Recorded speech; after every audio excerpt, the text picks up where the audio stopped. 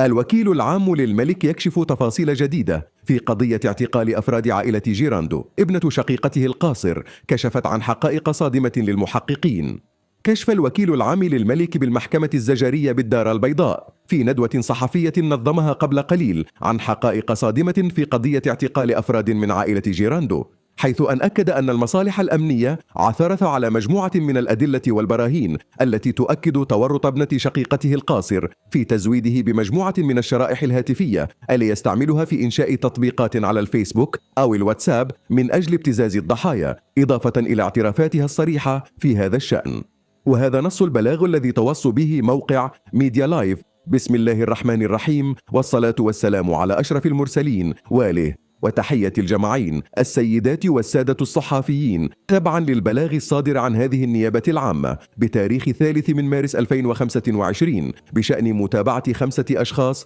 يشتبه تورطهم في جرائم يعاقب عليها القانون، ونظرا للأخبار المغلوصة التي تم نشرها ببعض وسائل التواصل الاجتماعي، فإن هذه النيابة العامة وتنويرا للرأي العام تحيطكم بالإجراءات المتخذة في هذه القضية، وذلك بالاستحضار التام القرينة البراءة. وارتباطا بهذا الموضوع، فقد سبق للفرقة الوطنية للشرطة القضائية بالدار البيضاء أن قدمت بتاريخ 1 من مارس عام 2025 أمام هذه النيابة العامة 5 أشخاص من ضمنهم فتاة قاصر والتي تبلغ من العمر حوالي 15 سنة، وذلك على خلفية شكاية تقدمت بها سيدة تعرضت رفقة عائلتها للتشهير والتهديد والابتزاز باستعمال بعض تطبيقات التراسل الفوري. أما بالنسبة للفتاة القاصر التي تبلغ من العمر حوالي 15 سنة، فقد تم الوقوف من خلال الأبحاث التقنية المنجزة من طرف الفرقة الوطنية للشرطة القضائية أن رقم النداء الذي استعمل في تهديد المشتكية سبق وأن تم تثبيته بهاتفها، حيث تم العثور على الحامل البلاستيكي للرقم الهاتفي